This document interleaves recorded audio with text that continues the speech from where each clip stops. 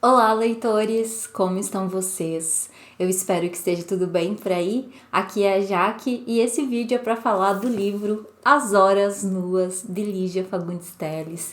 Esse romance que foi o último romance publicado por Lígia Fagundes Telles, que saiu pela primeira vez em 1989, que é uma obra fundamental dentro de um universo de obras interessantíssimas, né, dessa autora. Esse foi um livro que lemos no Clube Labaredas, no especial Leia Lígia, que é um projetinho dentro do projeto para ler a obra de Lígia Fagundes Telles. Chegou a vez de ler As Horas Nuas, foi maravilhoso e a experiência foi marcante para todo mundo. Eu acho que mergulhou nesse livro depois de já ter toda uma trajetória por vários livros da Lígia, né?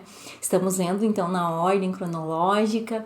E é claro, Lígia não precisa ser lida na ordem cronológica, mas As Horas Nuas é tido como um romance que, quanto mais você conhece já do universo ligiano, quanto mais você reconhece as referências que ela utiliza, fica mais rica a leitura. Então, ler esse livro nesse momento, depois de já ter lido diversas obras da autora, relido algumas, né? Foi muito especial para mim. E além de tudo, trouxe essa experiência de dividir essa leitura com outros leitores que gostam de Lígia também e que ficaram impactados com o poder da pena dessa autora nesse romance, que foi então o último que ela publicou em vida, já num contexto de maturidade literária, no fim então dos anos 80, quando ela publica As Horas Nuas. O último romance da Lígia, antes das Horas Nuas, foi As Meninas, publicado em plena ditadura, em 1973. E era um contexto mais difícil. Nas Meninas, a Lígia, ela inclusive coloca no romance um relato de tortura. E mesmo assim o livro passa pela censura. Foi um momento bastante difícil da história do Brasil. Já o contexto das Horas Nuas é um contexto um pouco melhor. As coisas já estavam um pouco mais calmas, né? Já desfrutavam os intelectuais, os escritores, já não estavam mais naquele clima de censura que foi tão forte nos anos 70. O Brasil já vivia aquele contexto de abertura política depois de 21 anos, né, de regime, e tudo isso está refletido aqui no romance As Horas Nuas.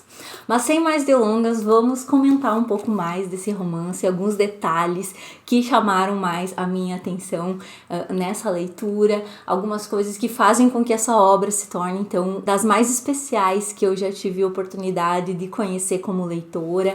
E é um grande privilégio ler Lígia Fagundes Telles, essa escritora brasileira, né? Lê-la na nossa língua, ler o texto no original e saber que a língua portuguesa é esse manancial riquíssimo de possibilidades. Eu sou muito orgulhosa da minha língua. Eu sinceramente acho uma pena que o resto do mundo valorize tão pouco a língua portuguesa. Eu sei que estamos cada vez mais tomando espaços importantes, né? A nossa literatura tem sido cada vez mais traduzida também para outros países, muitos autores contemporâneos, inclusive, né, têm feito bastante sucesso no estrangeiro. Isso me deixa muito, muito feliz, porque é isso, a nossa literatura merece ser lida, merece ser reconhecida.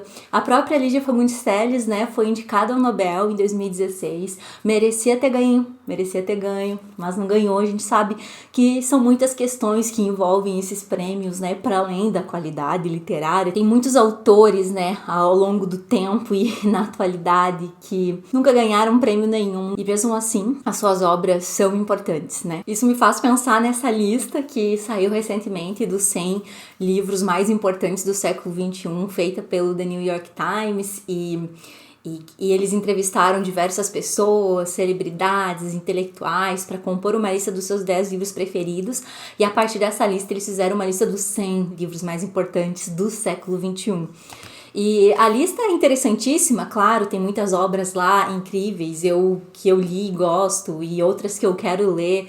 Mas, né, é impossível deixar de constatar como o inglês acaba se tornando base central de uma lista como essa, né? Claro que existe um recorte de pessoas que foram entrevistadas para começar, que provavelmente só leem no inglês, então tudo que não foi traduzido para o inglês não é conhecido, e ao mesmo tempo a literatura traduzida tem um peso pequeno nessa lista. Infelizmente, como eu falei, não temos nenhum livro nessa lista dos 100 livros que seja em língua portuguesa, nenhum Saramago. Essas listas ganham peso, né? Elas são importantes, são de alguma maneira. Não dá para dizer que uma lista feita por um veículo como o The New York Times é isenta, e ao mesmo tempo não dá para dizer que não seja uma lista importante. Ela é uma lista importante, é um veículo que tem muito poder. Tudo isso está muito conectado. E é triste não ver nenhuma obra em língua portuguesa nessa lista, por exemplo. Outras obras maravilhosas, como o Temporada de Furacões, da Fernanda Melchor, tá na lista, que é um livro dessa escritora mexicana, contemporânea, super jovem, tá nessa lista, que me deixou muito feliz e orgulhosa. Amiga Genial, da Helena Ferrante, tá em primeiro lugar, isso também me deixou muito feliz. E, enfim, tem vários autores que eu gosto muito que estão lá, porém não tem nenhum livro na nossa amada língua portuguesa.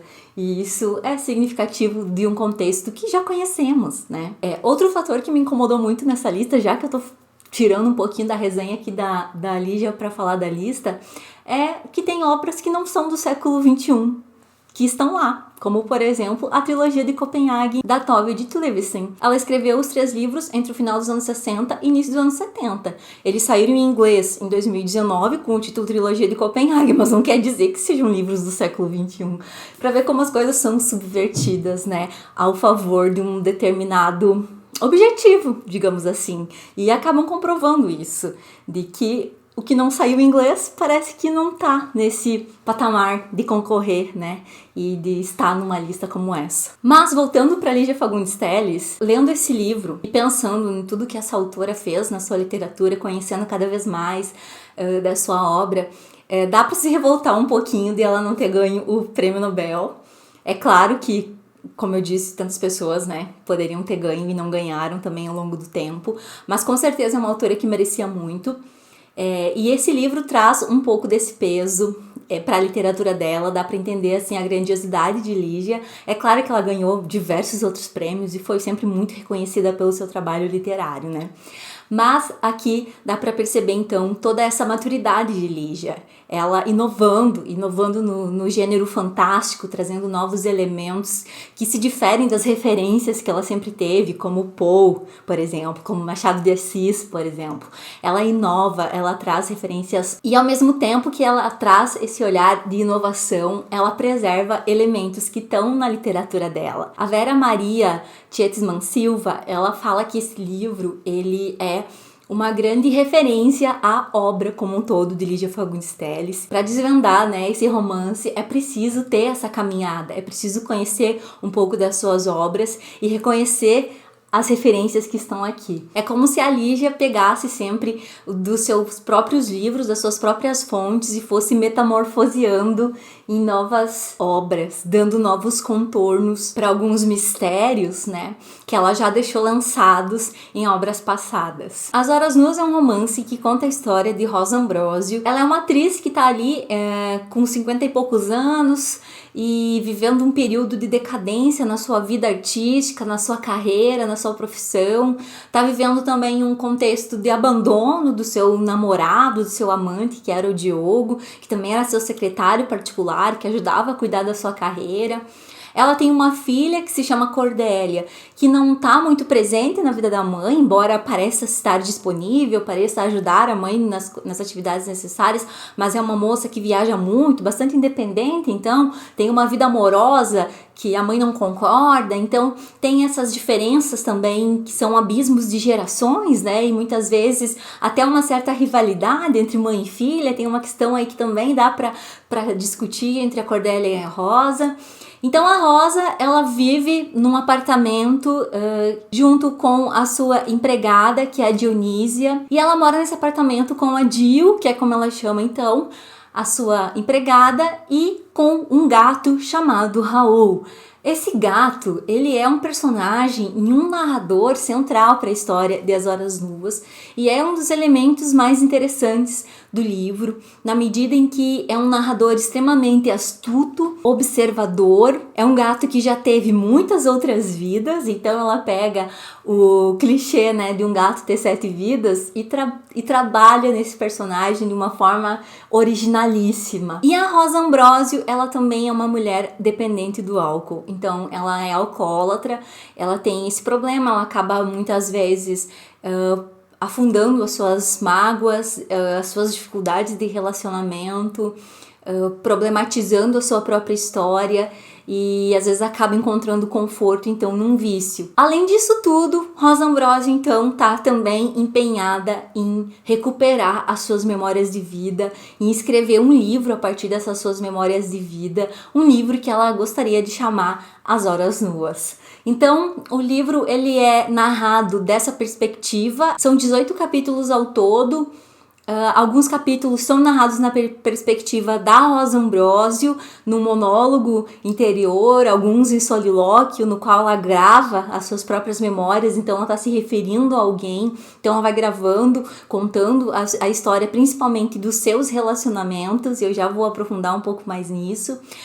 Outros capítulos são narrados na perspectiva do Raul, que ele é um gato, como eu disse, inteligentíssimo, e ele observa tudo ao seu redor, ele tem um olhar para o mundo que é um olhar diferente do olhar humano, apesar dele ser um gato chamado Raul com H no meio, então ele tem essa vertente bem humanizada, né? E também faz questionar sobre as diferenças de afastamentos entre o ser humano e os animais, né?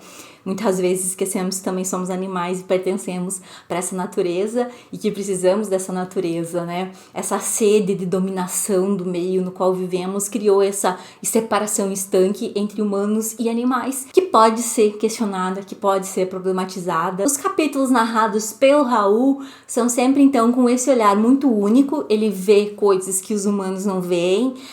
Muitas vezes os humanos, inclusive a Rosa Ambrosio, estão em situações bastante delicadas e íntimas, e o gato tá ali espiando, ele tá ali vendo, ele tá ali contando. E muitas vezes a Rosa faz coisas que ela não se preocupa que o gato esteja vendo, ou que ela não sabe que ele está vendo, e ele tá vendo, e ele tá contando, e ele tá narrando. Então é uma perspectiva muito interessante da história que a gente tem pelo gato Raul. Então, ao mesmo tempo que é perspicaz, que é uma visão muito única, também é uma visão muito ácida, muito bem humorada. Os capítulos da Rosa Ambrosio também, apesar do drama, apesar das partes pesadas, tem todo um ar de humor que na verdade perpassa o livro como um todo. Isso é um ponto bacana de As Horas Nuas. Outra personagem central pro livro e que acaba ganhando um espaço que eu não imaginava que ganhasse, principalmente a partir da segunda metade do livro, é a Ananta. A Ananta, ela é a terapeuta da Rosa Ambrosio, a analista da Rosa Ambrosio. É uma médica profissional de saúde mental, das emoções, nesse campo que ela atua. E a Ananta mora no mesmo prédio da Rosa Ambrosio e tem todo um mistério que envolve essa personagem. Então tem alguns capítulos, 2, que são narrados em terceira pessoa e que acompanham a personagem da Ananta. Dá para ter acesso aos diários da Ananta, à agenda da Ananta nesses capítulos. E depois tem mais alguns capítulos, 3, se não me engano, que são da perspectiva do primo da Ananta, também pesquisando sobre a Ananta e sobre um mistério que vai envolver essa personagem. Bom, mas o que tem nas Horas Nuas, nessas memórias que a Rosa Ambrosio quer acessar? Principalmente, ela vai recorrer aos acontecimentos da sua vida, principalmente as histórias de amor que ela viveu.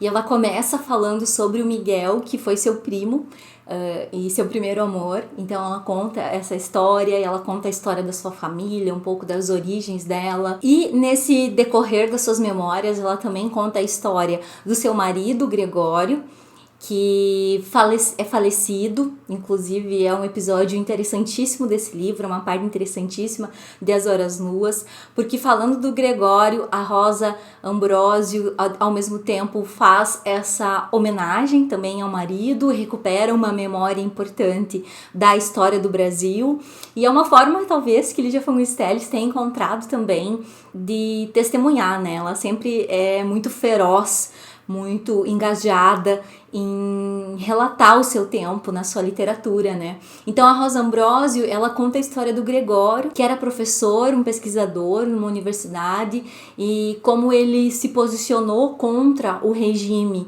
militar no Brasil, ele acabou sendo preso, sendo torturado e sendo atingido no que ele tinha de mais único e no que ele era. Então, depois disso, ela conta que o Gregório nunca mais foi o mesmo. Ele acabou sendo exilado e toda essa história do Gregório é uma parte das mais emocionantes que tem aqui do livro. É quando a Lígia também se refere ao período que ela viveu tão intensamente, né?